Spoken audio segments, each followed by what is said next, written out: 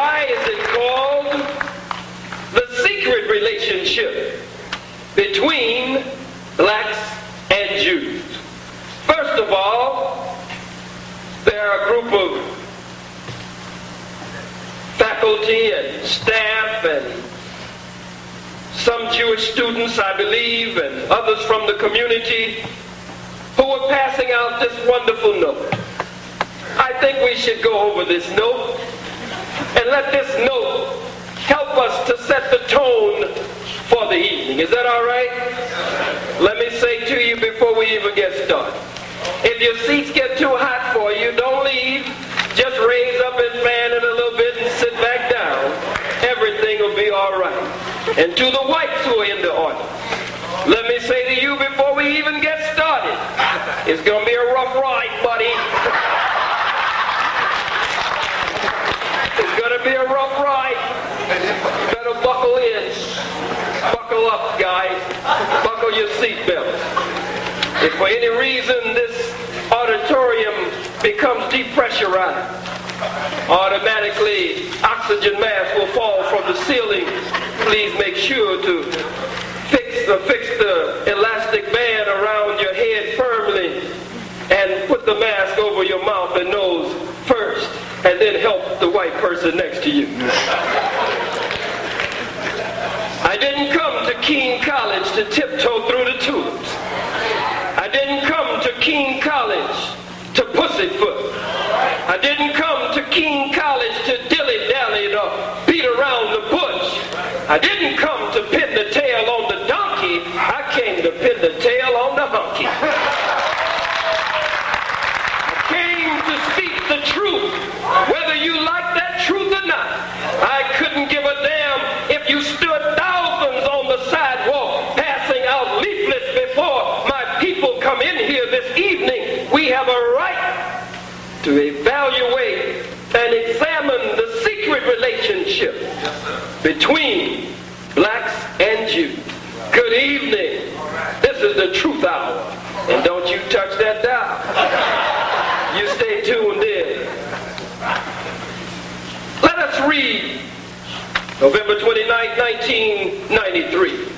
A note from the Kean College Jewish Faculty and Staff Association. Shall we? To those attending the secret relationship between blacks and Jews, we affirm the Speaker's constitutional right to offer controversial views. But we only ask that this audience use the same critical thinking and evaluation that would normally be expected in a college community.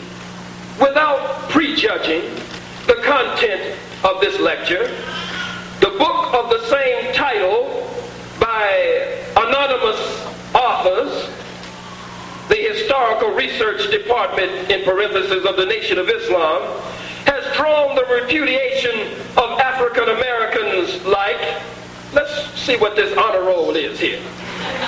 African Americans like Clarence Page, William Raspberry, Stanley Couch, Alice Walker, Ishmael Reed, August Wilson, Mel Reynolds, John Lewis, Uncle Tom Bradley, Stinking David Dinkins, Ron Brown, and the late Bayard Rustin. Y'all know Bayard, honey, one of Shanae's friends. Bayard Rustin debated Malcolm X, El-Hajj Malik El-Shabazz, Brother Omar Walid. Brother Malcolm debated on the Ivy League campuses of white America with an 8th grade education from the white man, but supreme wisdom from Almighty God's man in our midst with that old-time knowledge and ancient wisdom from the very beginning, the most honorable Elijah Muhammad. And Malcolm was able to handcuff scholars all over America. Some crackers, that's what I told you. Some crackers with 1 PhD. Some with 2 PhDs. But when white folks can't defeat you, they'll always find some Negro, some boot-licking, butt-licking, buck-dancing, bamboozled, half-baked, half-fried, sissy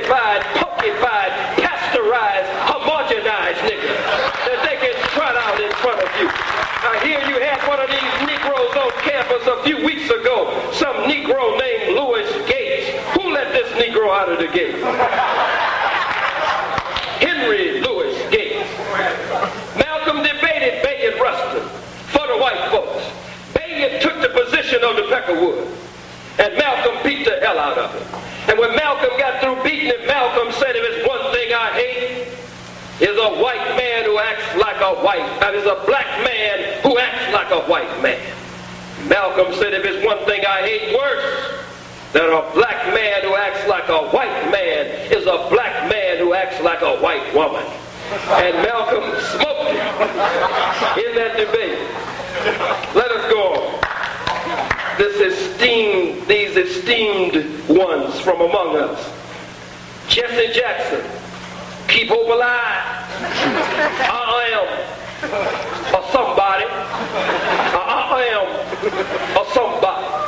I don't rightly know who the hell I am, but I am a somebody.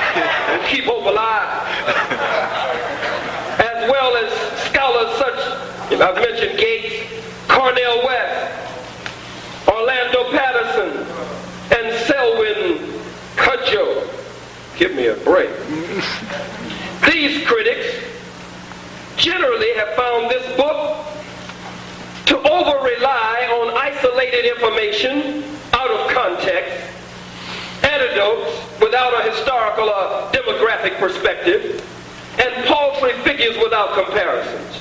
For example, the names, gee whiz, of 11 Jewish Confederate Navy officers are listed. But how large was the Confederate Navy? Hell, we don't learn that. The biggest historical controversy rests on Jewish commercial involvement in the slave trade.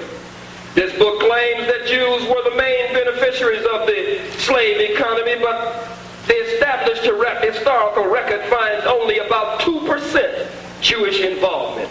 Don't misunderstand, guys. Our position, that was 2% too many. Still probably, all the Jewish slave traders combined did not buy and sell as many slaves as did the firm of Franklin and Armfield, the largest Negro traders in the South. Furthermore, the secret relationship has explicitly drawn on the rhetoric of white supremacists, whose hatred for Jews is matched only by their contempt for blacks. The stereotypes of both minorities have a haunting similarity. The truth is that all of the European powers were involved in the slave trade, and it was supported by nearly all white Americans, including Protestants and Catholics, labor and business, North and South. And slavery in North America predated the first Jewish immigration by over 30 years. Moreover, a broader historical context finds only a minor role of Jews in the slave trade, but a profound role of Jews in the struggle for civil rights. Some even gave their lives, and many saw the inside of southern jails. The record of working together for social justice is much broader than the negative incidents of this book's focus. The whole record should not be forgotten. I wanted you to go over this with me, and now I want to attack the hell out of it. Let's look at it. They referred to our book from the Historical Research Department of the Nation of Islam, entitled The Secret Relationship Between Blacks and Jews. Here they say that it is by anonymous authors called the Historical Research Department. Well, my brothers and sisters, this book was not written by anonymous authors. This book is written by all Jewish scholars, all Jewish respected writers, scholars, publishing houses, clergy. That is what you will find in this book. We have compiled from research from among all Jews what Jews have to say about whose? About Jews. The book, as we open it, as we dare to open it, on the Kean College campus, the information contained herein has been compiled primarily from Jewish historical literature. Every effort has been made to present evidence from the most respected of Jewish authorities. From the most respected of what? Talk back to me. Talk black to me. Don't be scared because Kathy's here. Susie, Heather, Cindy, Bob, Bill, Larry. The hell with Heather.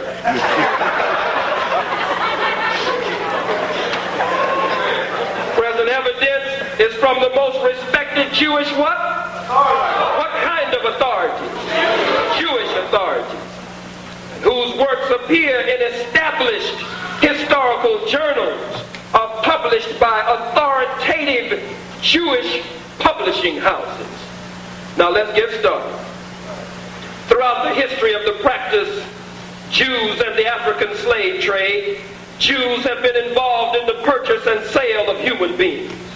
This fact is confirmed by their own scholars and historians. Whose scholars and historians? In his book, A History of the Jews, Solomon Grazel, a Jew, states that Jews, quote, were among the most important slave dealers. What did he say? They were among the most important what? Slave dealers. In European society. Lady Magnus writes that in the Middle Ages, quote, the principal purchasers of slaves were found among the Jews. They seem to be always and everywhere at hand to buy and to have the means equally ready to pay. Henry L. Feingold, and they're always looking for gold, stated that Jews who were frequently found at the heart of commerce could not have failed to contribute a proportionate share to the slave trade directly or indirectly. Solomon Grazel, A History of the Jew, From Babylonian Exile to the End of World War II, Philadelphia, Jewish Publication Society of America, page 312. Lady Magnus, Outlines of Jewish History, and it goes on to tell you the different Jewish publishing houses that published it, but it also tells you that it can be found in the Jewish Encyclopedia, New York and London, and it goes on to tell you which edition, what page, what volume. Brothers and sisters, the so-called Jew, and I must say so-called Jew, because you're not the true Jew. You are a Johnny-come-lately Jew who just crawled out of the caves and hills of Europe just a little over 4,000 years ago. You are not from the original people. You are a European strain of people who crawled around on your all fours in the caves and hills of Europe, eating juniper roots and eating each other. You knew nothing about fire. You knew nothing about funerary science or nothing about embalming. You left your dead right in the cave with you, and you slept with your dead for 2,000 years, smelling the stench coming up from the decomposing body. You knew nothing about bathrooms and toilets and restrooms and sanitation systems. You did your number one and your number two, your PP and your do, which should be a don't, right in the caves and hills of Europe. You slept in your urination and your defecation generation after generation for 2,000 years. You knew nothing about fire. You knocked your animals in the head with clubs and boulders and bricks or whatever you had at that time. You made a chisel or found already that way and dragged them back to the cave, and all of you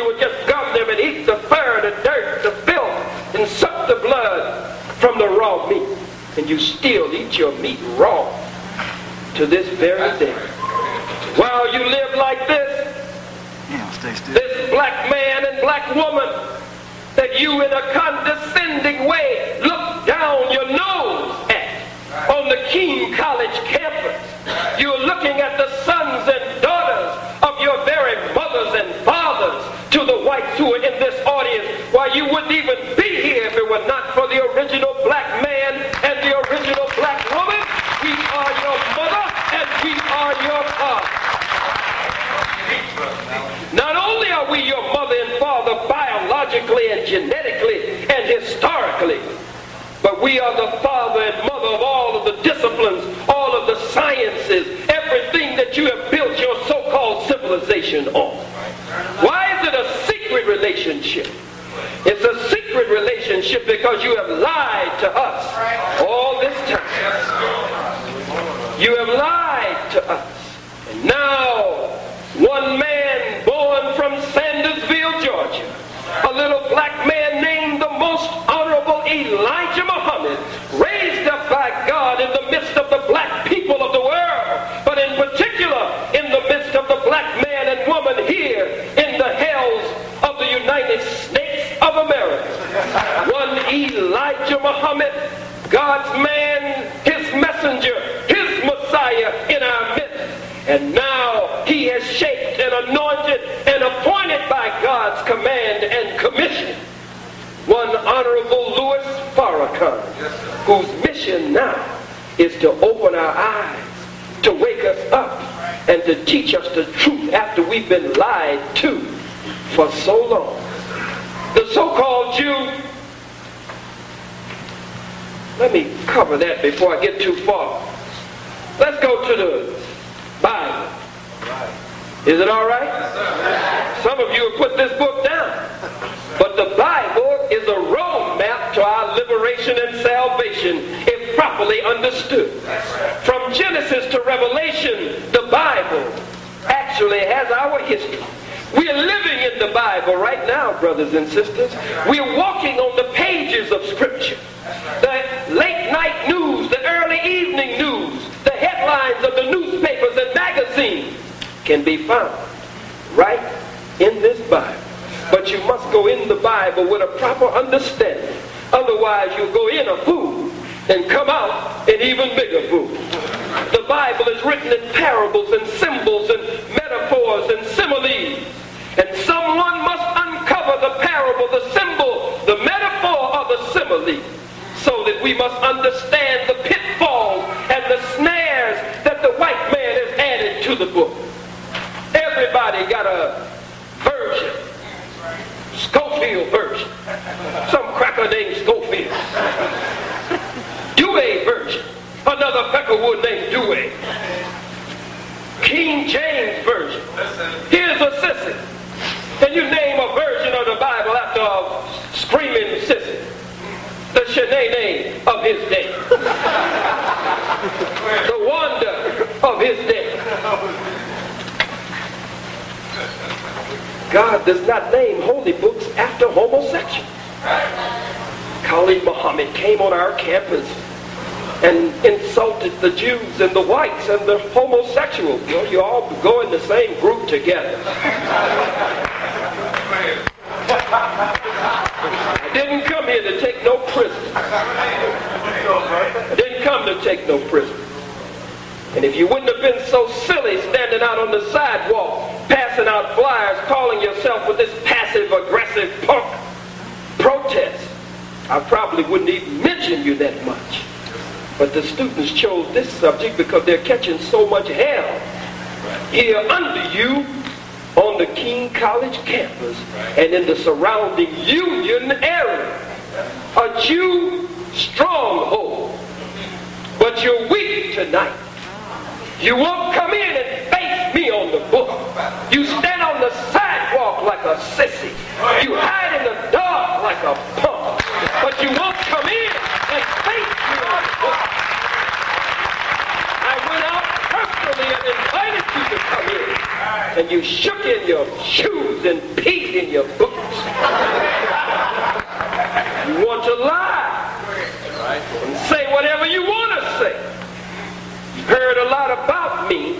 but you haven't heard from me. But I'm here, bam, damn, in your face. Straight up. Straight up. Let's look in the Bible here for a minute and see what we can come up with.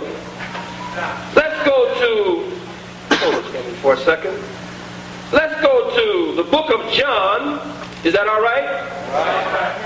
John, the 8th chapter, starting with the 31st verse. All right?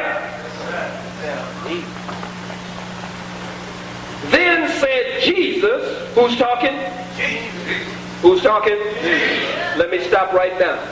When I say Jesus up here, I'm not talking about no blonde-haired, blue-eyed, pale-skinned, buttermilk complexion, peckerwood, cracker Christ. When I say Jesus up here, I'm talking about the Jesus that the Bible says his body would be like jasper. Another scripture says his body would be like pearl.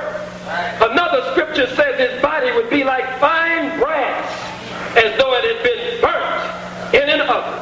It says he would have hair like lamb's wool. I'm talking about that nappy hair. I'm talking about that good hair. Before you fried it and dyed it and laid it to the side. Before you got your scary girl. Before you got your temporary permanent. Before you got your blonde wig running around Kean College talking about blondes have more fun. You're not having no more fun. The Bible says Jesus would have nappy hair. So where did these pictures come from with this stringy-haired, straight-haired, blonde-haired, blue-eyed, pale-skinned, buttermilk complexion, peckerwood Jesus? It's the white man. The white man's got a God complex. Pope Julius II, who commissioned Michelangelo. And I ain't talking about no Teenage Mutant Ninja Turtle. Pope Julius II commissioned Michelangelo to change Jesus from black to white. His hair from nappy and kinky to straight, weak, and stringy. And so now we have a white Jesus. But the Bible says, I beheld until the thrones were cast down. And the Ancient of Days did sit. And it goes on to tell you that he would have hair like lamb's wool and his body would be like fine brass, burnt in and out. There are white people throughout different sections of Europe to this very day who make their prayers in front of a black Mary and a black Jesus. Go to the Vatican in Rome with the old no good Pope. You know that cracker. Somebody need to raise that dress up and see what's really under there.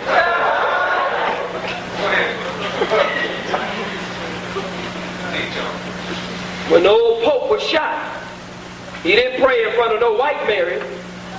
Life magazine, one of the big magazines, showed him kneeling down making his prayers in front of a black Mary and a black baby Jesus. And he wasn't in no hurry to get check out of here either. Talking about he's the vicar of Christ, the right hand of God, that he's going instantly to heaven, to paradise. Well, how come when they shot that cracker, he didn't say, he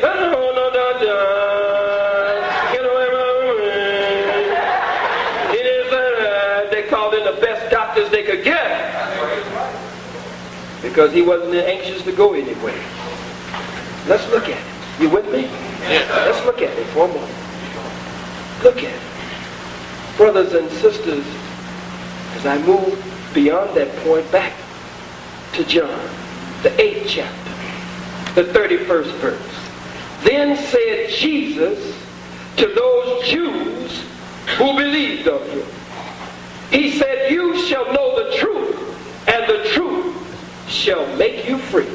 The Jews answered Jesus and said, how sayest thou that we shall be made free? We have never been in bondage to any man. Jesus goes on to say to them, they said to him, we be Abraham's seed, and we have never been in bondage to any man. Jesus answered the Jews and said, verily, verily, I say unto you, whosoever committeth sin is the servant of sin. And the servant abideth not in the house forever, but the Son abideth forever. And if the Son therefore shall make you free, you shall be free indeed. I know that you are Abraham's seed, because Abraham is called the father of the nation. But you seek to kill me. Who is Jesus talking to? He said, you seek to kill me because my word has no place in you. Jesus said his word had no place in the Jew. Was that Elijah Muhammad who said that? Was it Louis Farrakhan who said that? Was it the little student of theirs, Khallid or Kadir, who said that? No, it said Jesus said, my word has no place in you. He goes on to say, I speak that which I have seen with my Father, and you do that which you have seen with your Father. So Jesus started playing a dozen with them. He started talking about their daddy. He said, yo, we got different daddies. They answered and said unto him, Abraham is our father. And Jesus said unto them, if. What did he say? What did he say? What did he say? If you were Abraham's children, you would do the works of Abraham.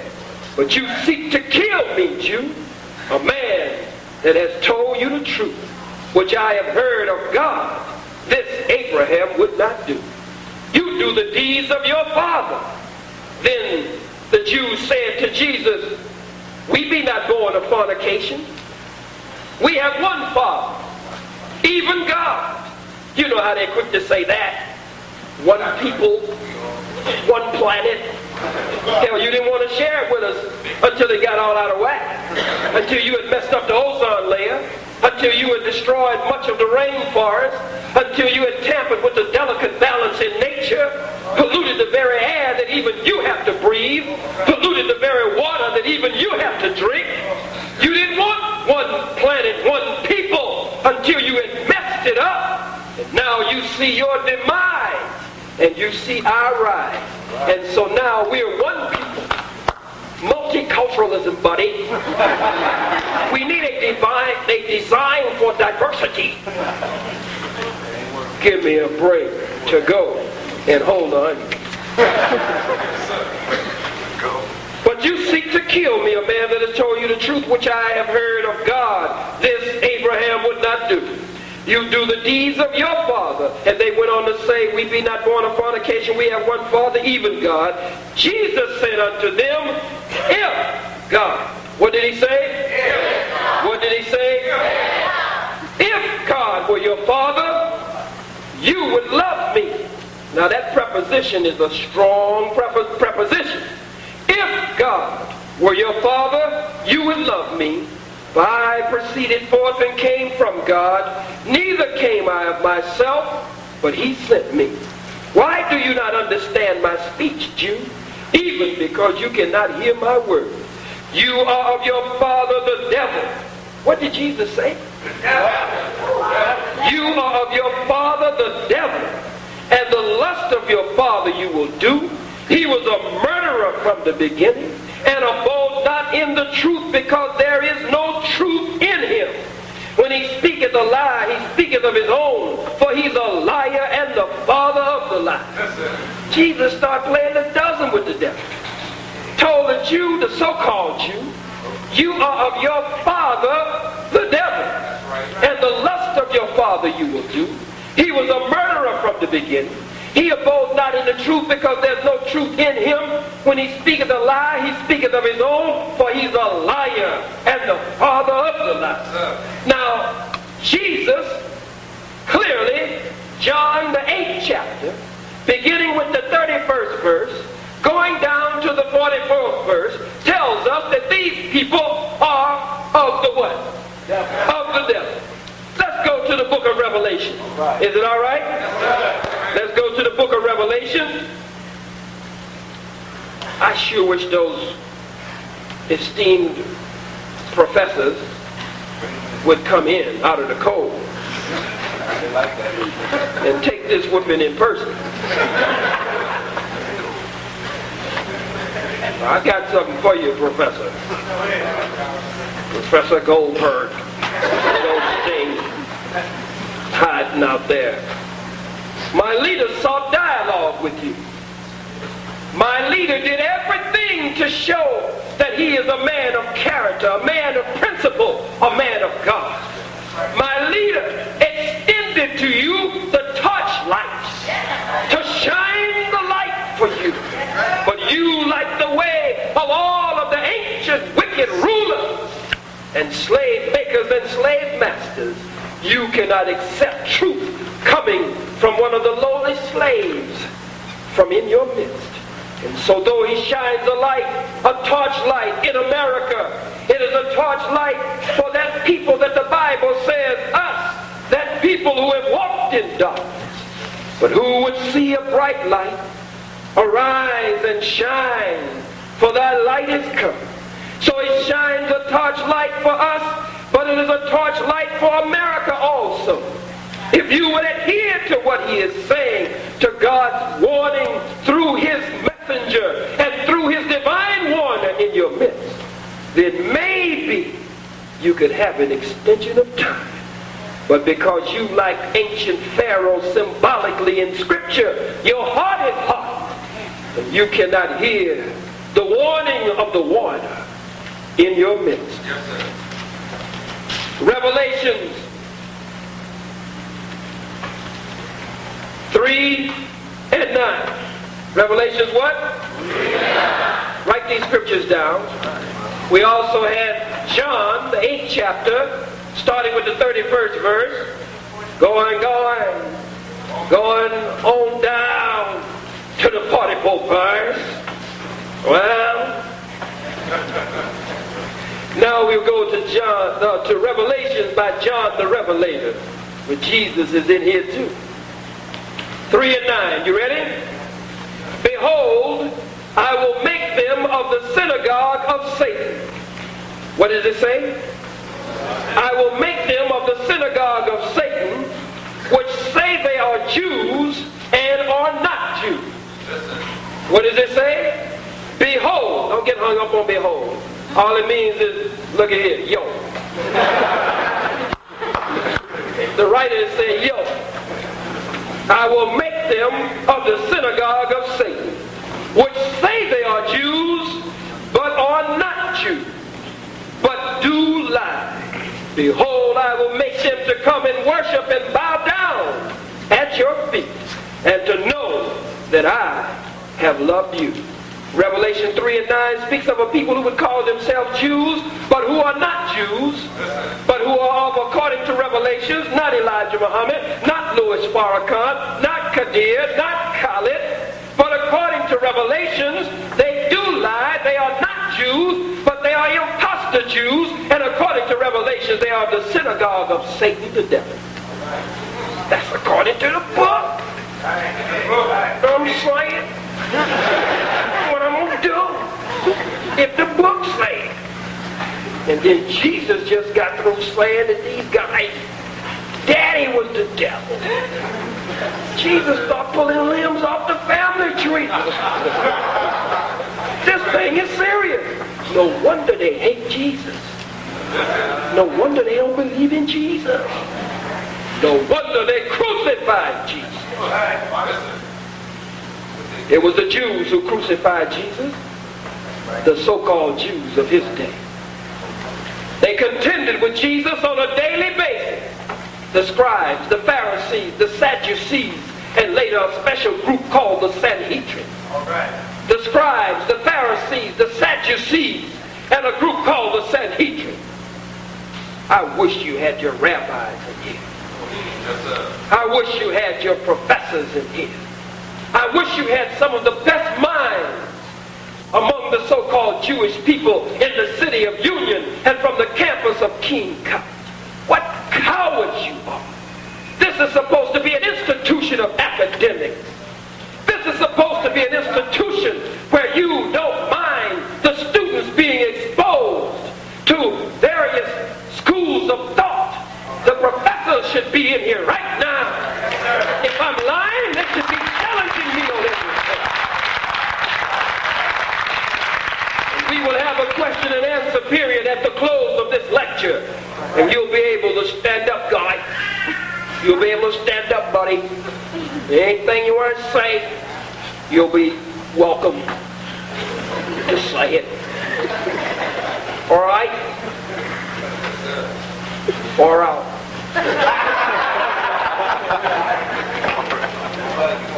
Now that's from scripture. These people are not the chosen people of God. They say that we are anti-Semites. How arrogant you are.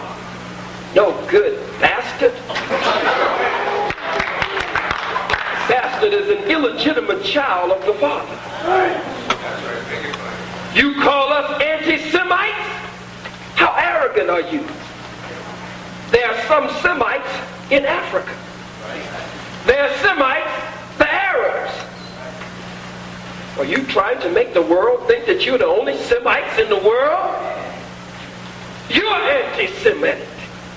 Look at what you're doing to the Arab people, to the Palestinian people. You have dispossessed them, disinherited them. They are now disenfranchised.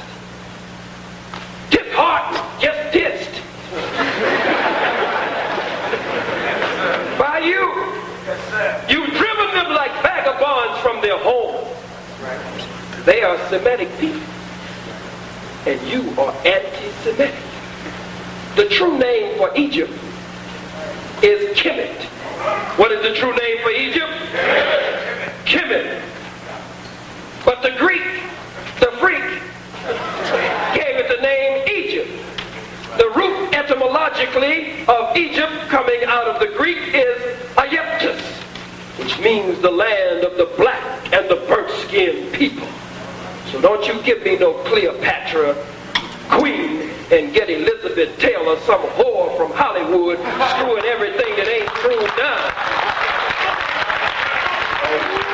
Elizabeth Taylor is nothing but a white whore from Hollywood. I say she screws everything that ain't screwed down. You gonna get this white whore and disgrace us, insult us before the world, and portray an African queen in the image of Cleopatra, using this woman, Elizabeth Taylor. What a shame. What lie. Jesus was right. Nothing but lies. The book of Revelation is right. You're from the synagogue of Satan. You didn't want to deal with my leader in a respectful way. You disrespected my leader. So now God unleashes on you his wrath and his judgment because you wanted ear to the torchlight that is shining in your midst. And I'm one of his flamethrowers. I came here to burn your behind.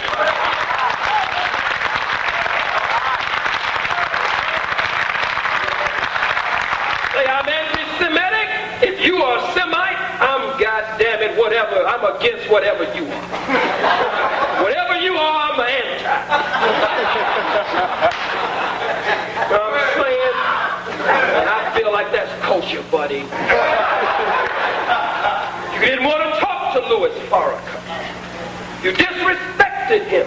And then you lied on him in the media to try to make black people believe that he had compromised, that he had capitulated. Every wise leader has to meet with the enemy. That's not compromise. That's not capitulation. Even Jesus met with the devil. They went up on a mountain. Even God met with the devil. They talked about Job, the servant of God. Now the scriptures say the sons of God came together, but Satan was also there among them. Elijah in the Bible met with the wicked king Ahab. Moses and Aaron, under that symbolic prophecy in scripture, met with Pharaoh. Why do I keep saying symbolic? Because ain't no white Jews ever been in bondage for no 400 years in black Egypt. No. You're just a damn lie. You've never been in bondage in Egypt for 400 years. That's why they call us Kemetic. That's why they call us the Kemites. That's why you named us Egyptians. Black, burnt skin. We are dominant, strong. You are recessive, If you spent 400 years among us, we wouldn't even be able to recognize you now. We would have swallowed you up and annihilated you. That's your fear, as Dr. Welsing says, of genetic annihilation. That's you. We came with the keys to the colors, buddy. You weren't in bondage in Egypt for 400 years. No, sir. I've been to Kean. I've been to so-called Egypt 7 times. Dr. Yusuf bin Yakin, Dr. John Henry Clark, 2 of our grandmaster historians and esteemed and venerable elders and masters of history, have been countless times. Dr. Maulana Karega, Dr. Ivan Van Sertin, Dr. Sheikh Anta Diop.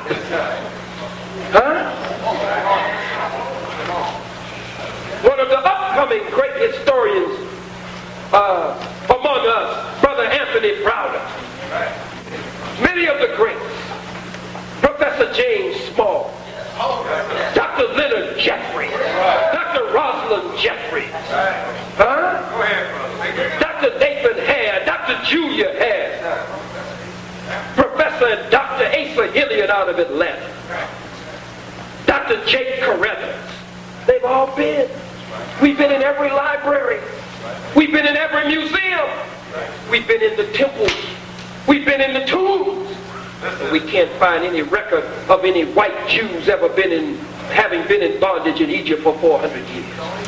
Do you remember when Walter Cronkite was sitting at the base of the pyramids with Anwar Sadat?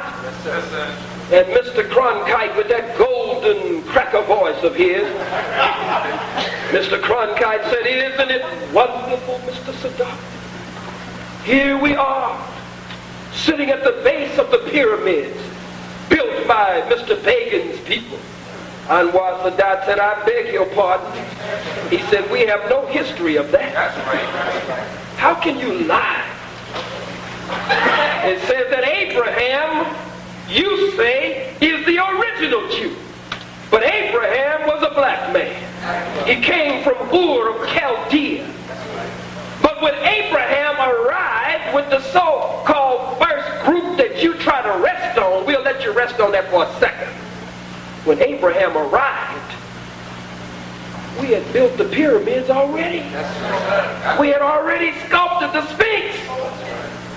Hundreds of years had passed. Some scholars say even thousands of years.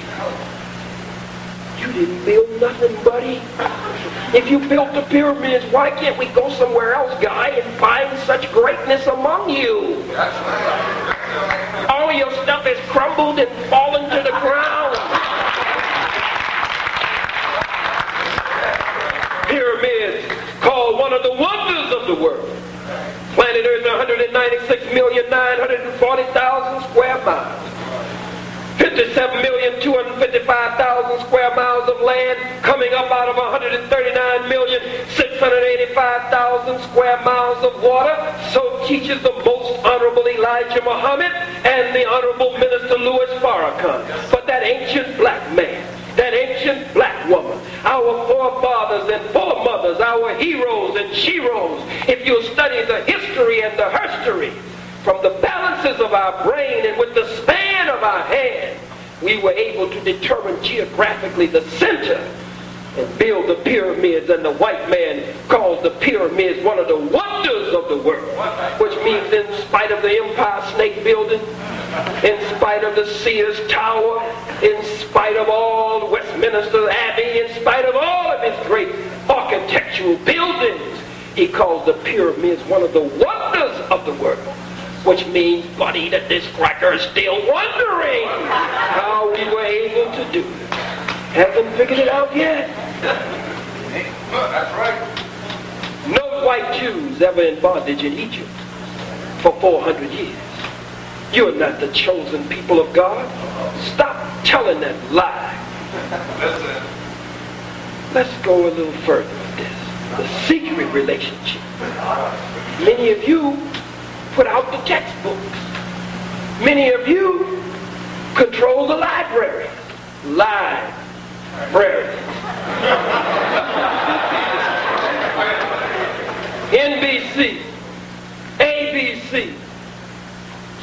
CBS and don't see nothing, or make sure we don't see.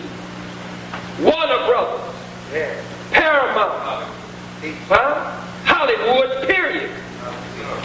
Some of your own Jewish historians have written books on the inordinate influence of the so-called Jews in Hollywood. Some of your own Jewish writers have written. You put these negative stereotypes out on black people. We always clowns on TV. That's right. I love Martin. But I'm tired of us being fools for white folks. That's right. The only way we can get on is if we cut the fools for the white man, and we always got to be a sissy before it's over. That's right. We got to dress up in drag so the white man can laugh at us. Right. Men's in films. In living color. Look at it, brothers and sisters. Dr. Jeffries was right. 100% right. When he talked about your influence in television, in radio, I'm adding that, but in the movie industry, in particular in Hollywood. But you also are most influential in newspaper, magazine, print media, and electronic media. If I'm lying on you, come forward. If I'm lying on you, let's have another forum when you've had a chance to go over my words, and I'll meet with your best so-called Jew minds. Bring me 10 of your best, and I'll come with my God in my person. I believe in no pie in the sky and the sweet by and by. After I die, I believe in some sound on the ground while I'm still around.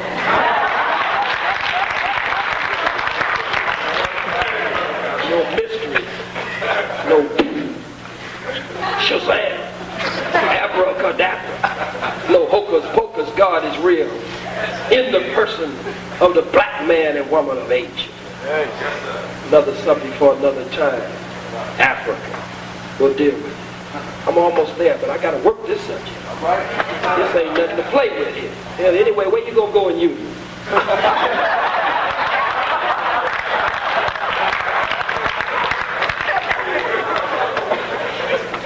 Secret relationship between blacks and Jews. They lied to us.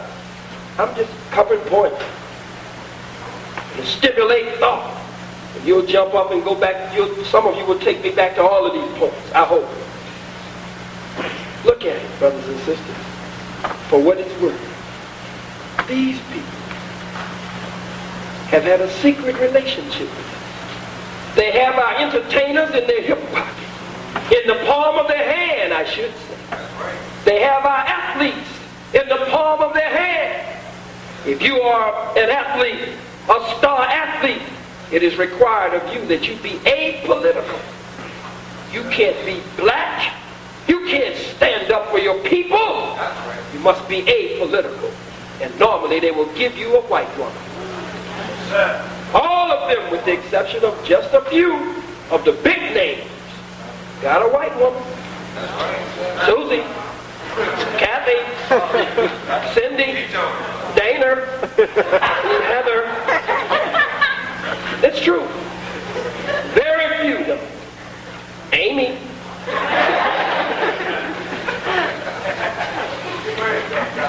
They have them in the palm of their hand. Many of our politicians are in the palm of the white man's hand, but in particular in the palm of the Jewish white man's hand. When stinking David Dinkins ran for mayor, when he ran the first time, he would come on television with his yarmulke on.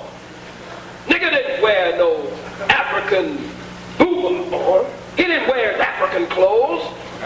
He didn't wear a kente crown. He didn't wear a red, black, and green crown. He didn't wear a butt-cloth crown. He wore a yarmulke on his head, bootlicking for the so-called Jew. He said,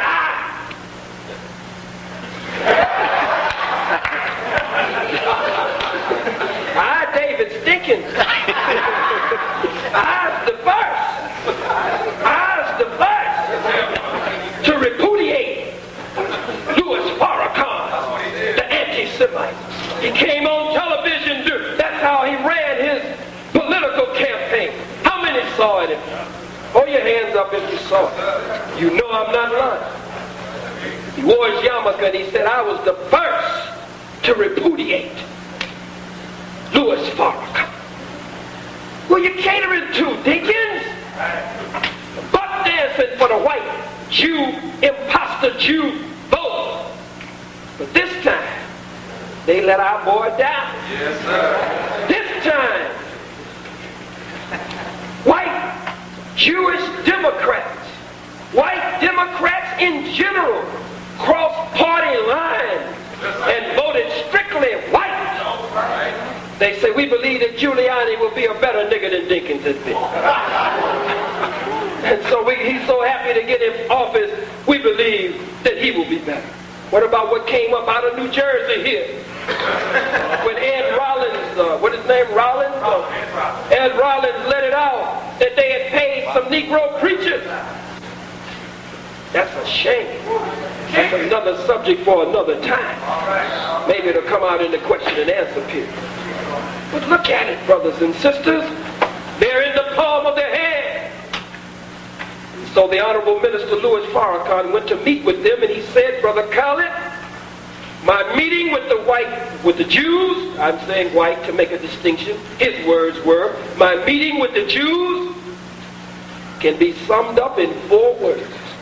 He said, I went to meet with them not to compromise, not to capitulate, not to sell my people out, but I went to meet with them to say in 4 words, let my people go. Let my people go. That's why Louis Farrakhan met with them. You say, but what about this playing the violin? David played on the harp. But when it was time to take Goliath out, he pulled his slingshot out, struck Goliath in the head, took Goliath's sword and chopped his head off, and went on back and played a tune on his harp. You know what I'm saying? Look, brothers and sisters, don't let the propaganda machine of the white man turn you away from your salvation. Louis Farrakhan has the key to your salvation today and to our liberation. The counterintelligence program of the FBI, set up by Gay Edgar Hoover. You know Gay Edgar Hoover. Gay Edgar Hoover, don't act like you don't know what I'm talking about. Him and his boy, one of his top aides,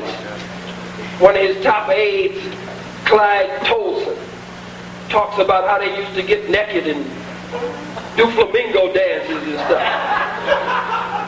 How they would ride in the limousine holding hands, and how they would always freak out with each other. And they had other boyfriends and would get angry with each other over the other boyfriends, like King James that we were talking about earlier.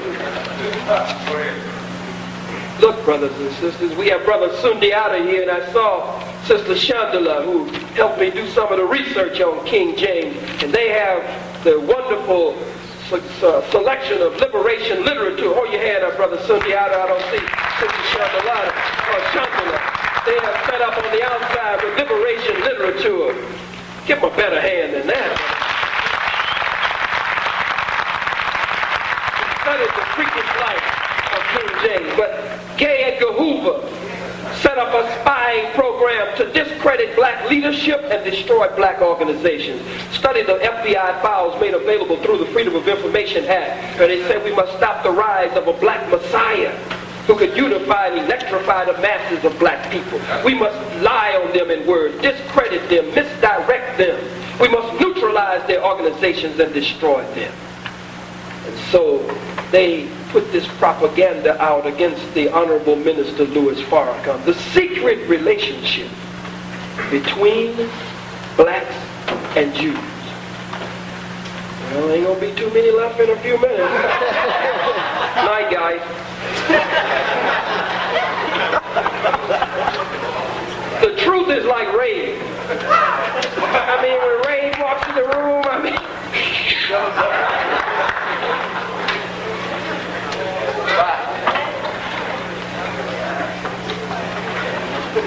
The Jews have told us, the so-called Jews have told us, we suffer like you. we marched with Dr. Martin Luther King Jr. We were in Selma, Alabama. We were in Montgomery, Alabama. We were on the front lines of the civil rights marches. We have always supported you. But let's take a look at it. The Jews, the so-called Jews, what they have actually done, brothers and sisters, is used us as cannon fodder. They wanted to get certain laws struck from the books. And so they put us out front as the cannon fodder.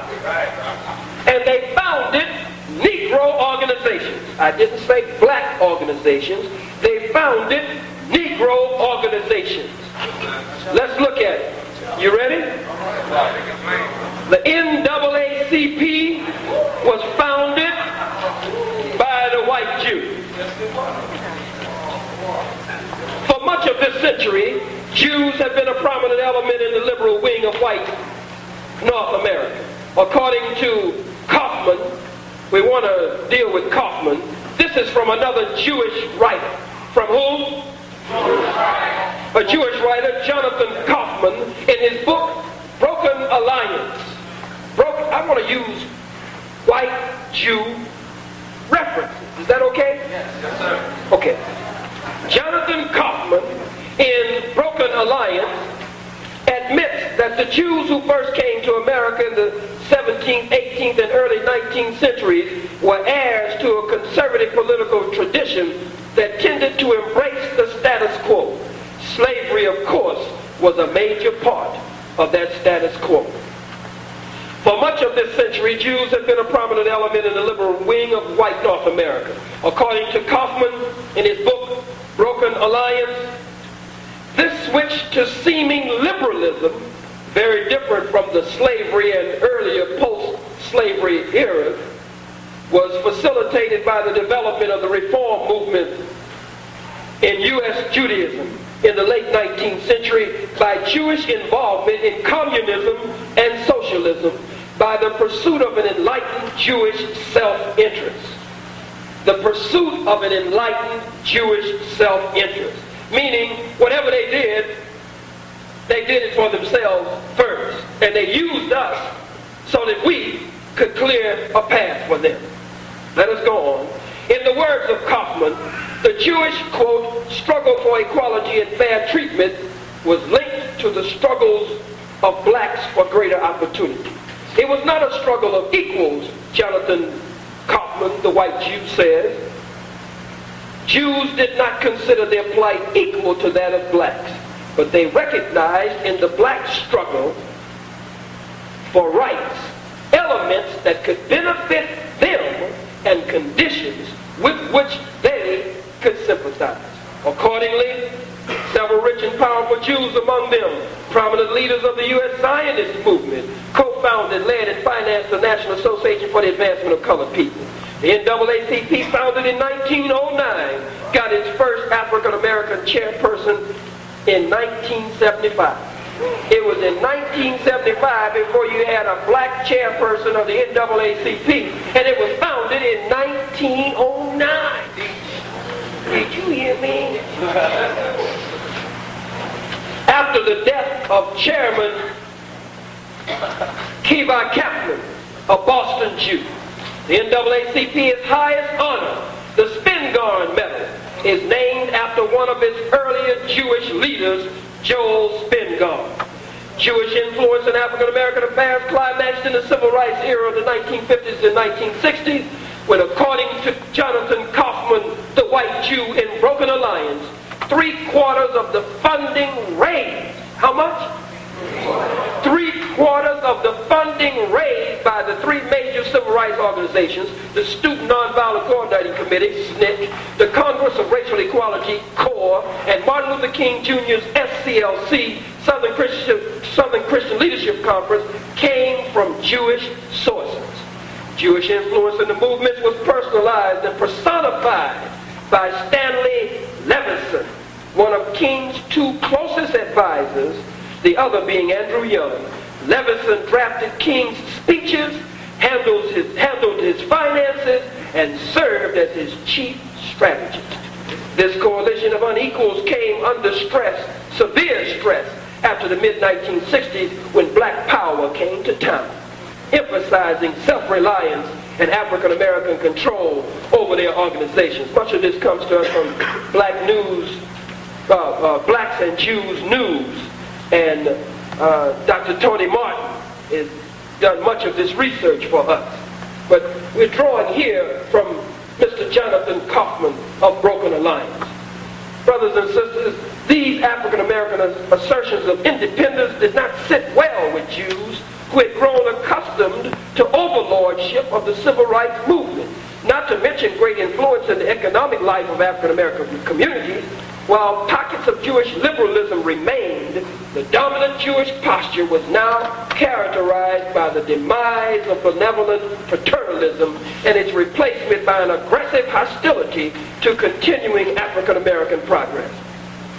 The new policy brought some impressive Jewish victories as Jews leveraged off of their great influence with the United States polity to thwart the rising ambitions of black folk.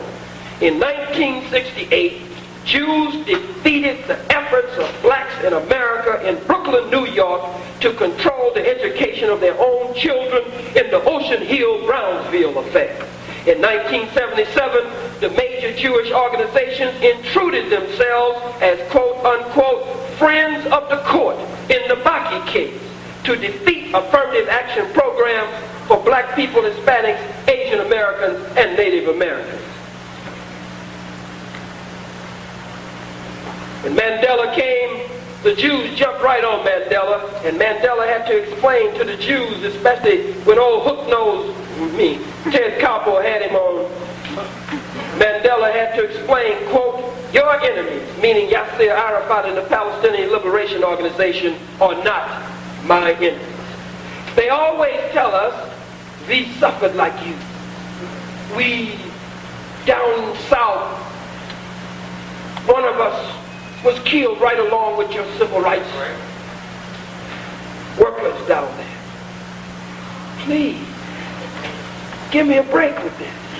As it says here from Broken Alliance, from the Jewish writer himself, who talks with them, who eats bagels with them, lots with them, who goes to the synagogue with them, who plays golf with them, who sits with them out of and beyond our earshot, that they had a self-interest that they were doing these things to use us as cannon fodder to get these laws cleared from the books, and as soon as they were cleared to whatever degree, then they started moving against us and attacking us and taking the opposite position every time an issue came up that was in our best interest.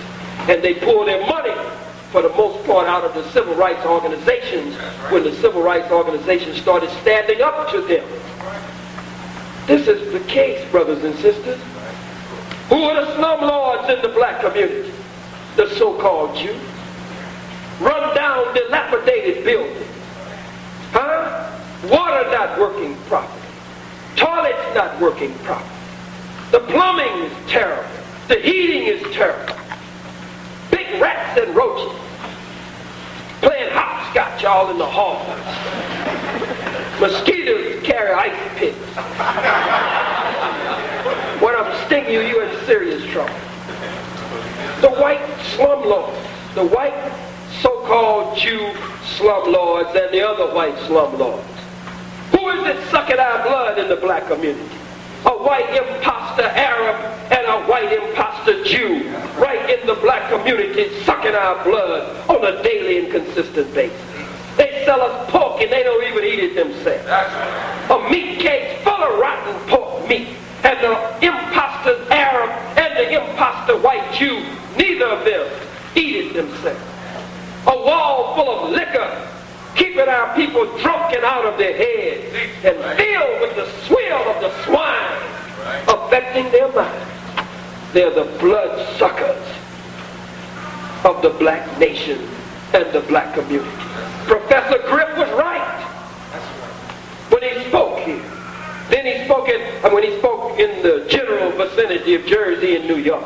And when he spoke at Columbia University over in New York City. He was right. The comments that Professor Griff made, and if you scared of Professor Griff, I'm Professor Griff's professor. You know you're in trouble. He was 100% right. Brother Steve Coakley, 100% right. Brothers and sisters, everyone that they've attacked. Dr. Jeffries. Yes, sir. I just mentioned Dr. Tony Martin. All of them have told us the truth. Dr. Yusuf bin Yakinen. Now they're attacking Dr. Molefi Asante. They're attacking Afrocentricity. They're saying that our position now, the research that we're doing, they just summarily dismiss it, but none of them want to debate. Bring me your best. I'm calling you out. Bring me your best white historians, your best Jewish scholars. Bring them. And I'm just a student of a student of a student of a student. So you know if I can throw down like this, you know the teacher must really be bad. I know you don't want to face the teacher. The secret relationship between blacks and Jews. The secret is they have lied to us. Now they tell us that they didn't play much of a role in the slave trade. Is that what they said in this little letter that they handed out? Jews were masters in high percentages, says U.S. Census. U.S. what? Census. According to the U.S. Census of 1830, a majority of Southern Jews owned black slaves. What? How many? A majority. Ira Rosenweight, a white Jew, a respected Jewish authority who has published Jewish population studies, has revealed that as many as 75% of Southern Jewish households held black men, women, and children as slaves. Who said it? Elijah Muhammad? Louis Farrakhan? Kadir? Khallid? No. A respected Jewish authority who has published Jewish population studies has revealed that as many as 75% of Southern Jewish households held black men, women, and children as slaves. Even more striking, in 1890, when slavery was abolished, 2/3 of all the Jewish families in the United States had slaves. Did you hear what I said? You no good lying bastard. You sit around here and lie, but you won't come in and face me because you know I've got author. I didn't even bring all my stuff out here. Brother with a couple of brothers just brings everything I had there. I had so much stuff. I thought it was going to be a bunch of white folks here. I just came with my Jew war chest. I couldn't get a cracker to come in here and do nothing. You outside pooting in the wind.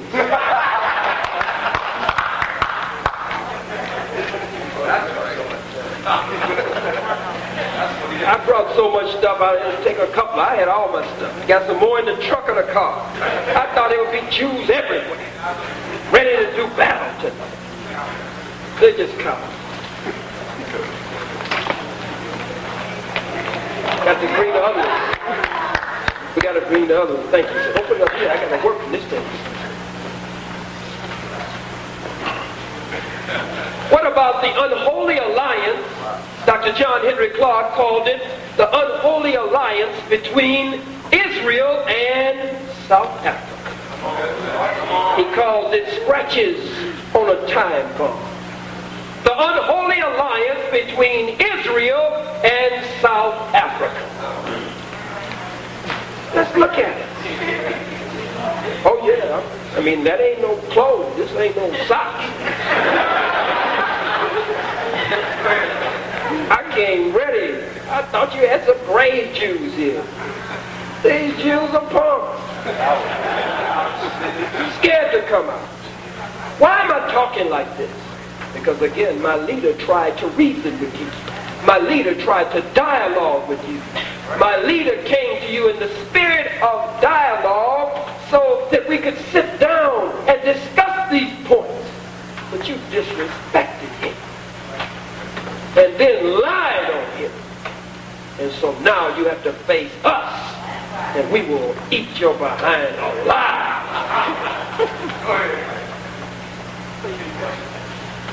The unholy alliance between Israel and South Africa. South Africa is a key and could be considered with America #1 trading partner of South Africa. The De Beers mine, Oppenheimer.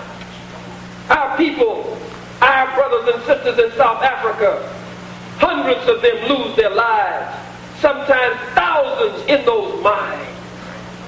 Miles underground mining diamonds for white Jews. That's why you call yourself Mr. Rubenstein, Mr. Goldstein, Mr. Silverstein. Because you've been stealing rubies and gold and silver all over the earth.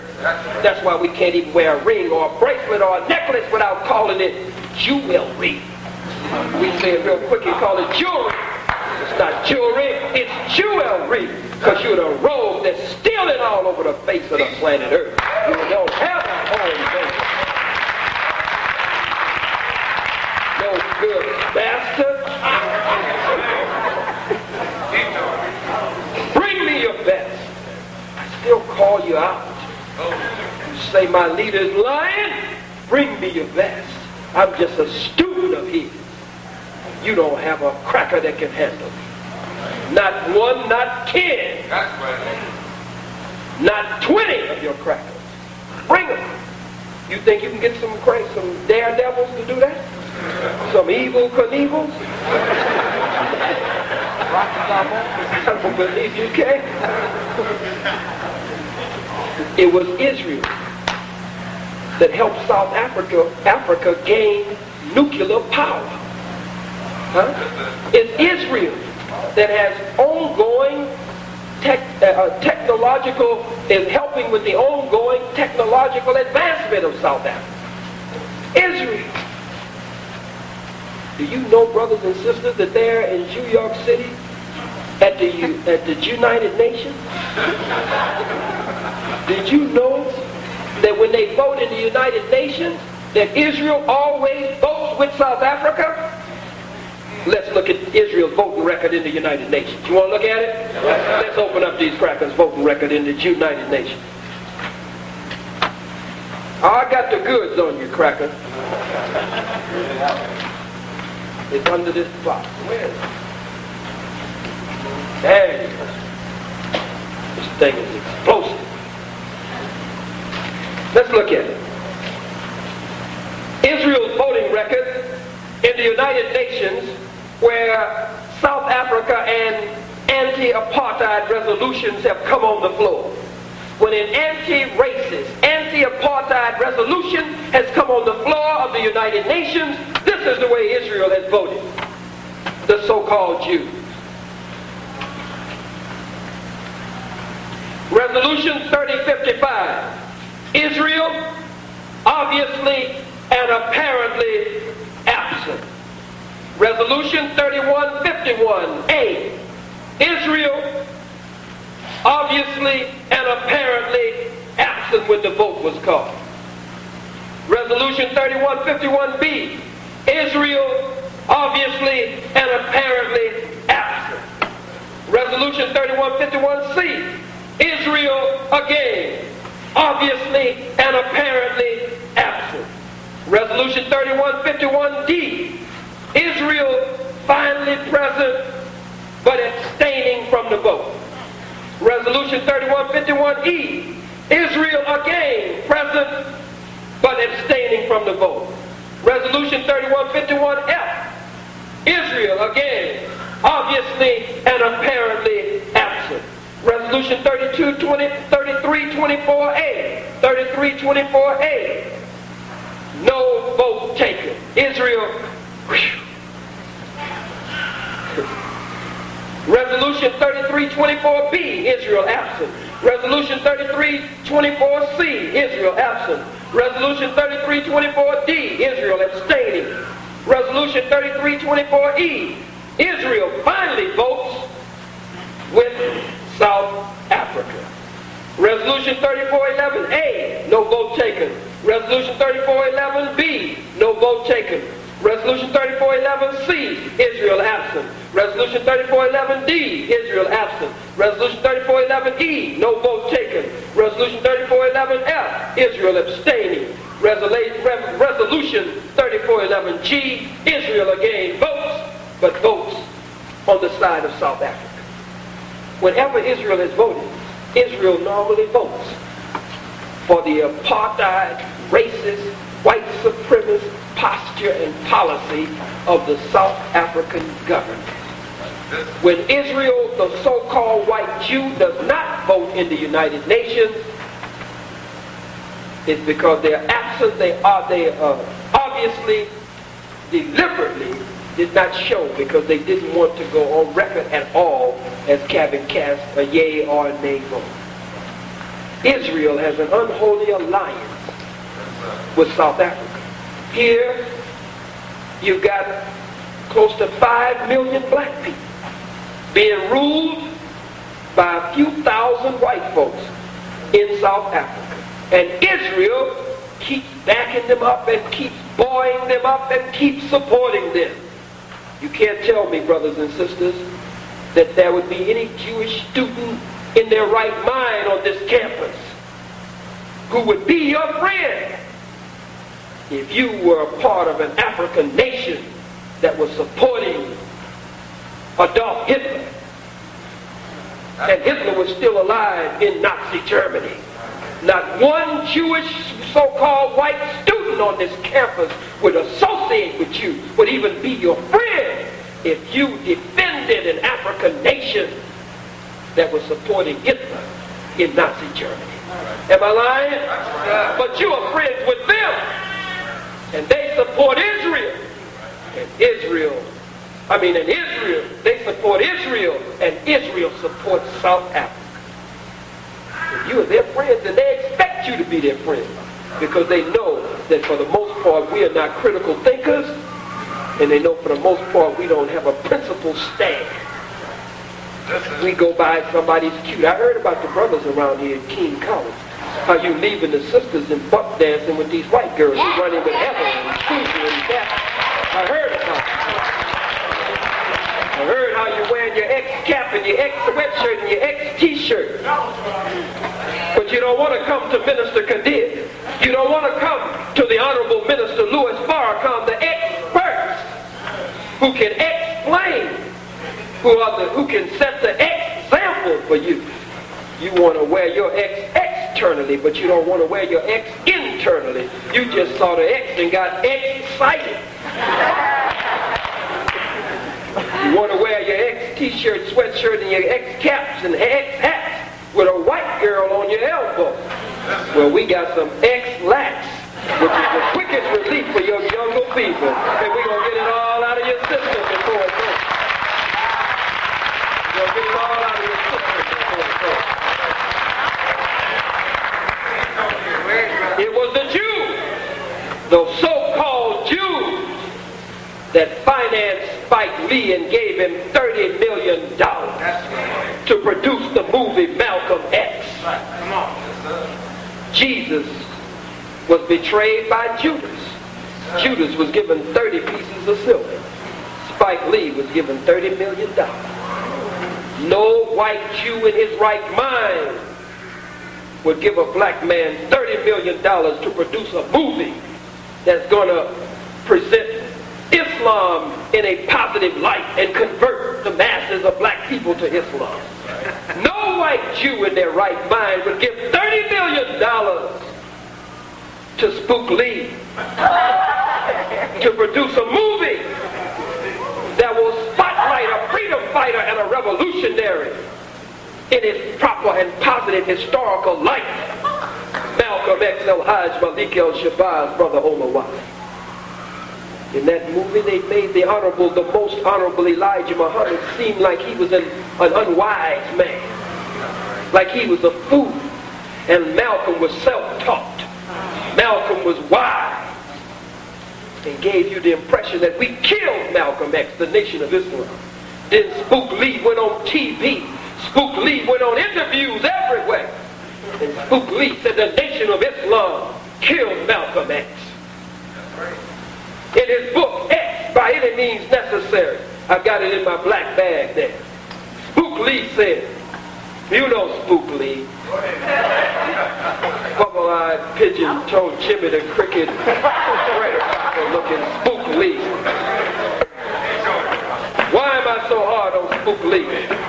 Because Spook Lee is trying to turn you away from your salvation. He wants you to believe that Elijah Muhammad and even infers that Louis Farrakhan had something to do with the murder of Malcolm X. Another no-good bastard. Spook Lee, illegitimate child of the father. And went on all these talk shows, straight up saying the black Muslims killed Malcolm X. He said that the two Muslims who went to prison, they didn't kill Malcolm. Other Muslims killed him. And they were working with the government. How silly is that, Spook? Looking like he's been run over by a mule. And the mule chased him over 40 acres.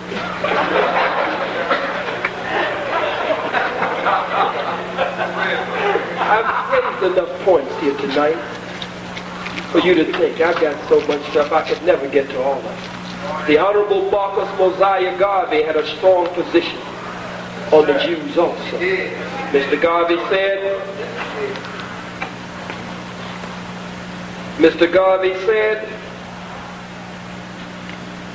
that he says that their particular method of living is inconsistent with the broader human principles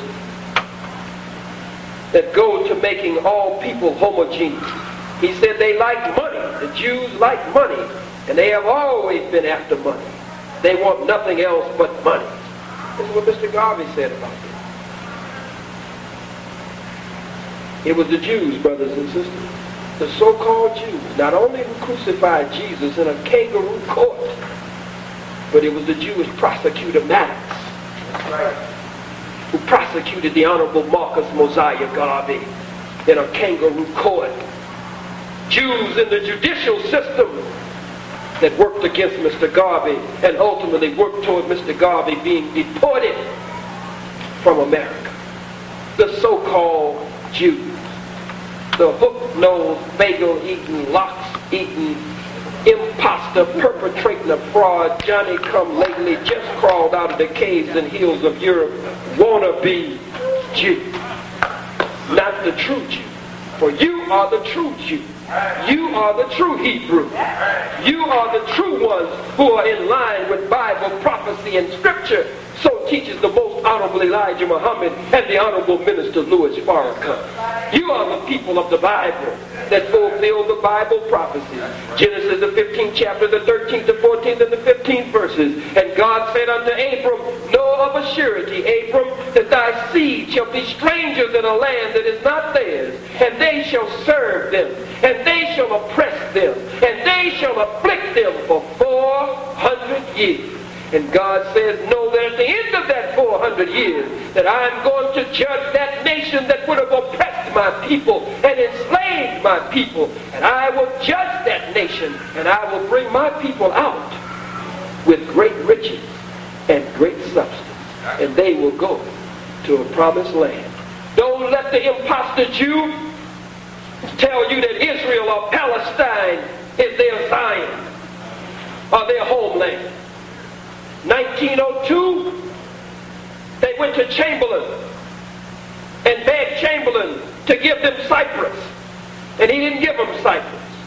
Then they talked about Uganda. They talked about some nation in South America. They've been all over the world talking about, well, gee whiz, why don't we take this for a homeland? If God promised you a homeland, hell, you don't have to run all over the earth looking for a homeland. If God promises to you that his promise and his word is good, and you ain't got to take nothing from nobody. when God promises the truth.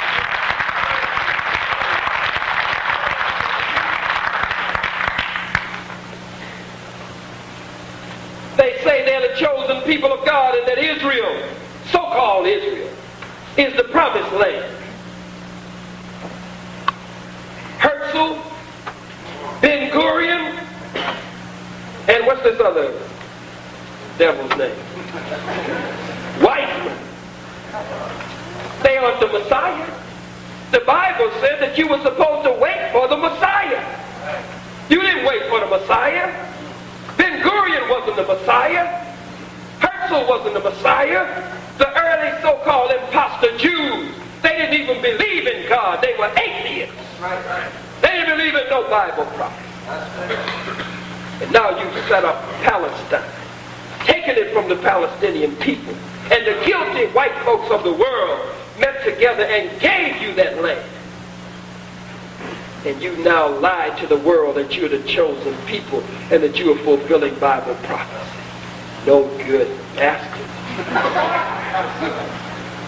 So I wanted to let you know, brothers and sisters, that you are the only people in the world that have been in bondage in a strange land among a strange people, like Genesis the 15th chapter says, with God's covenant to Abraham. You're the only people that have been in bondage for 400 years anywhere, oppressed and afflicted. You are the chosen of God. And God has chosen you to be his people, and he to be your God. And he has raised up in your midst a divine messenger, a divine Messiah, and a divine warner. And the extension of that divine work is operating in your midst today in the person of the Honorable Minister Louis Farrakhan. Take it or let it alone. That is where we are today. I thank you for listening. Assalamu alaikum.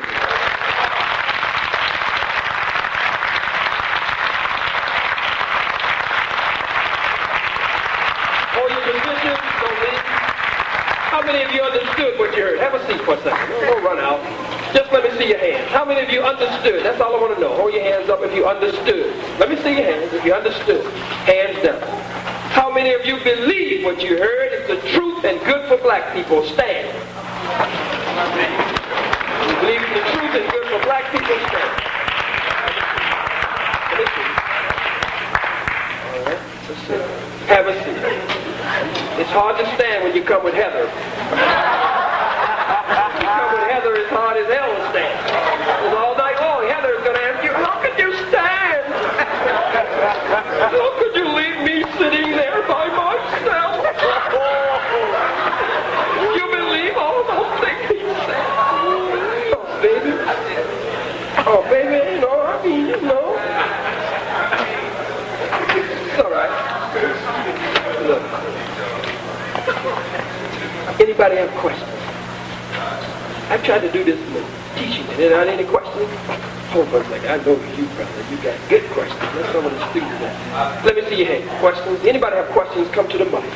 If you're in this section, come to this mic. We will only take questions from those who come to the mic. Anybody that has questions, but you must come to the mic. Assalamu alaikum, my brother. Just one second. Walaikum salam. Any questions from over here? Come on. We only have one question. If you're not at the mic, we will not take your question. If you have a question, please come to the mic. Is that it? Come on now.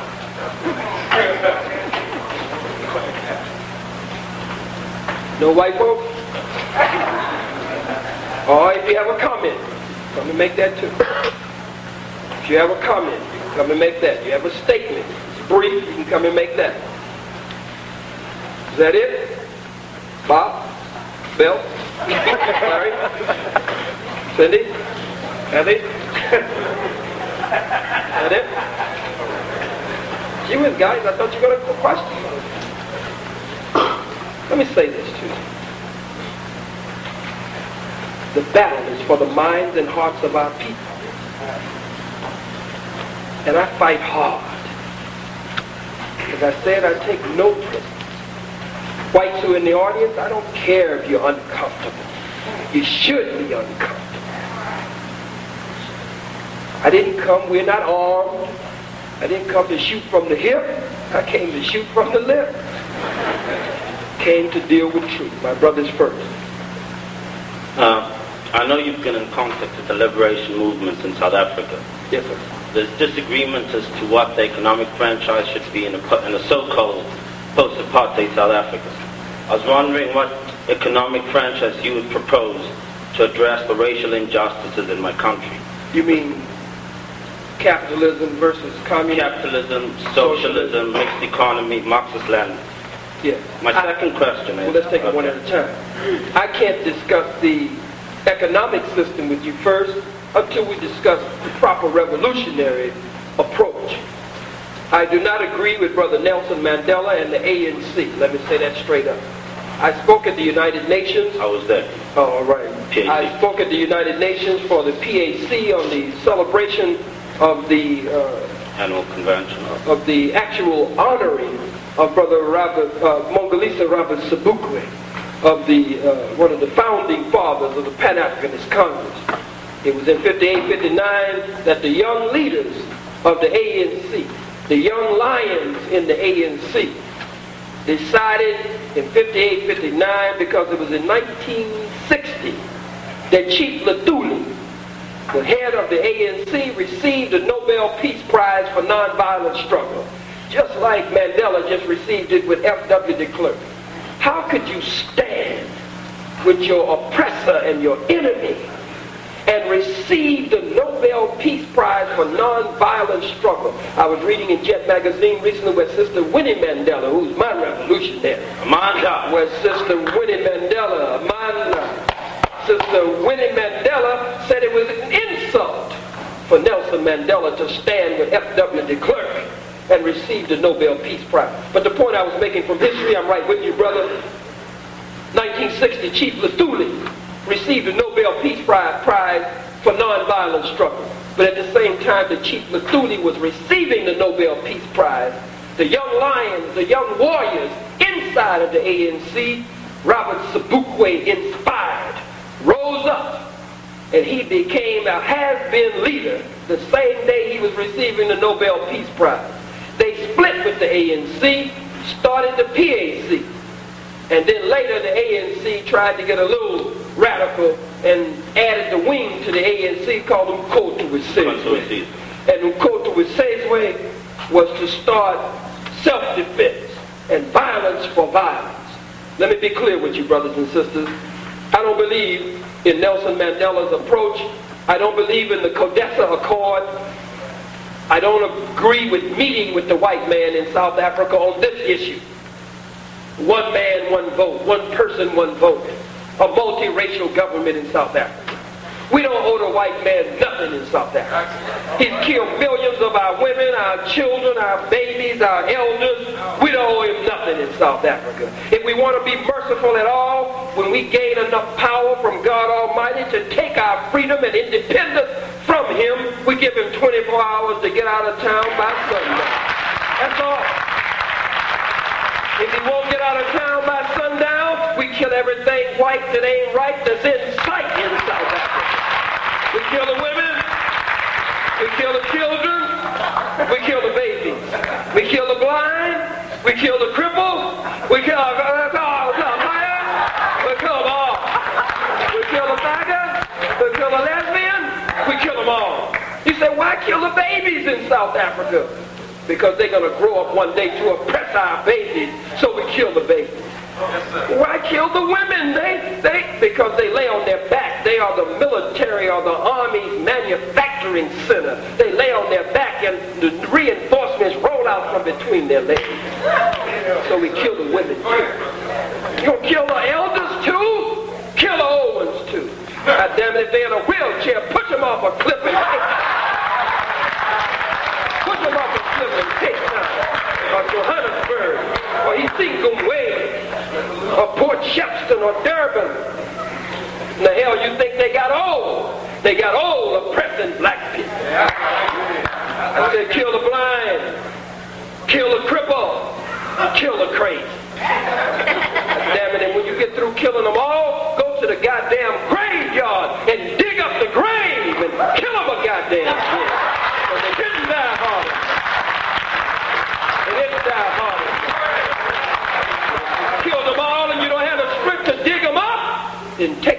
gun and shoot in the goddamn brain. Kill them again. Kill them again. Because they didn't die hard enough. I cannot focus on an economic system in South Africa until we get our politics right. Until we determine what the revolutionary approach is going to be. What a fool you are. Mandela, somebody bum rush your house. Black boots stomp your door down. And come in. Rape everybody in the house. Men and the women. Take everything. On their way out of the door, they got their gun on you. You able to take their gun and put their gun on them. Does that make you a reverse robber and a reverse rapist? No. You're defending yourself. Don't come with this reverse discrimination, reverse racism. We've never done anything to the white man. We didn't rob you of your name, your language, your religion, your culture, your gun. Yes, I'm the voice that you hear with Public Enemy. Have you forgotten that when we were brought here, we were robbed of our name, robbed of our language. We lost our religion, our culture, our God. And many of us, by the way we act, we even lost our mind. That is our condition as a people. The voice that you hear is Brother Ice Cube. Let me live my life. And when I can no longer live my life, then let me give my life for the liberation and salvation of the black nation. Saints, saviors, soldiers, scholars, healers, and killers. No longer dead, deaf, dumb, and blind out of our mind in the white man's mind. No more homicide. No more suicide. No more fratricide, genocide, and menticide. Look the goddamn white man in his cold blue eyes and say, devil, don't even try it. Because we, baby's kids, we don't die. We multiply. We don't die. We multiply. So brothers and sisters, let's get the politics right first before we get the money right. Don't you know that this is the same devil who's trying to get out from under the economic sanctions that have been posed, the economic sanction that has been posed against him by the rest of the world? He's only trying to create an image. He's taking notes from the white man in America. When Jim Crow was ultimately changed in appearance in America, they just gave Jim Crow another name. And so when they change apartheid in South Africa, it will only have another name. What is your second question? How many disagree with me? How many agree with me? Let me see your hand. You disagree. Teach your babies. Teach your babies. Don't teach your babies about Christmas Adams. Christmas Adams was the first one to die in the American Revolution. Hell, he should have died fighting for them white folks. And our people weren't free. Teach your babies about Nat Turner. Teach your babies about Denmark Beasley. Teach your babies about Gabriel Prosper. Teach your babies about Toussaint Louverture. Teach your babies about Dessalines the Ferocious. Teach your babies about Queen Nzinga. Teach your babies about Queen Yaa Asante. Teach your babies about Queen Candace.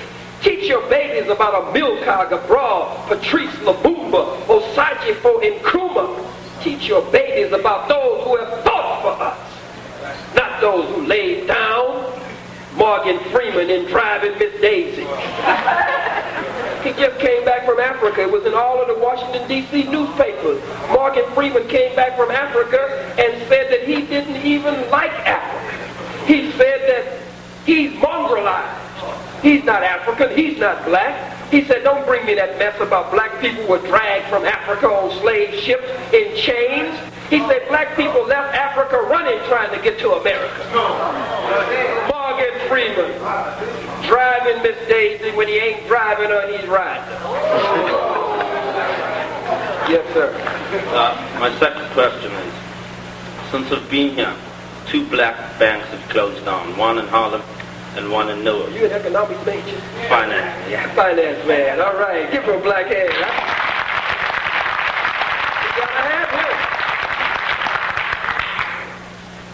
My question is, it seems to me that most of people still save their money in white banks, and you know who controls those banks? It's Jews.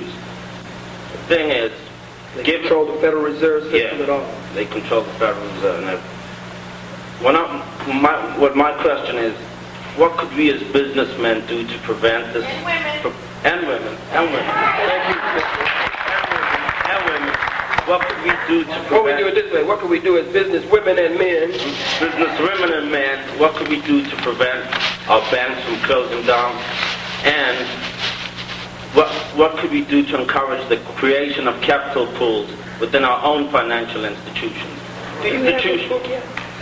Maybe I need to read that. This book, the Honorable Louis Farrakhan deals with the finance system and the economic fiber of America, and to some degree, it touches on the world.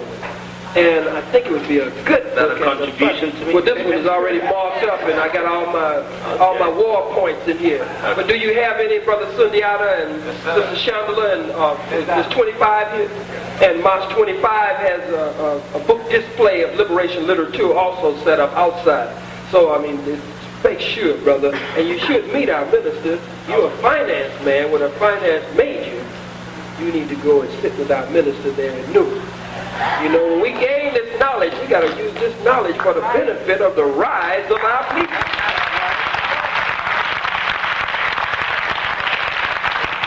How can we keep our black banks from closing? Yes, how do we create capital pools within our own nation? How do we create capital pools within our own nation? The Honorable Minister Louis Farrakhan has started the 3-year economic savings plan. I know that Dr. John Henry Clark attacked him verbally. I love Dr. Clark. He attacked him and said, Minister Farrakhan never finishes a program. He starts things and don't finish it. Shut up. You don't know what you're talking about. And you can't see what we're doing. The Honorable Louis Farrakhan started the 3-year economic savings plan. In 3 years, the plan launched. But our people are slow. And if at the end of 3 years he did not have the capital that we desire to do certain projects, then what should he do? Give all the money back? Or extend it? Well, he not only is extending it, but he is also, for Dr. Clark's advice, for Dr. Clark's information, we advise you from now on to wait a minute. Great and venerable elder and scholar and historian, wait. Did you know, brothers and sisters, that we have now paid cash $1 million+ for our own multi-million-dollar computerized printing operation so that we can now print our own books, print the Final Call newspaper? Did you know Ebony and Jet, that they don't print their own magazines after all these years? The white man still printing? Or if not the white man, still printing? We can now negotiate with other black publications that don't have the capacity to print their own. We're paying cash for it. Where's the money coming from, Dr. Clark? It's coming out of the 3-year economic savings plan. Did you know that we have now purchased the sales and office building on Cottage Grove, a high-rise on Cottage Grove in Chicago? Did you know we have now bought what used to be was a big market and a big office building on Halstead?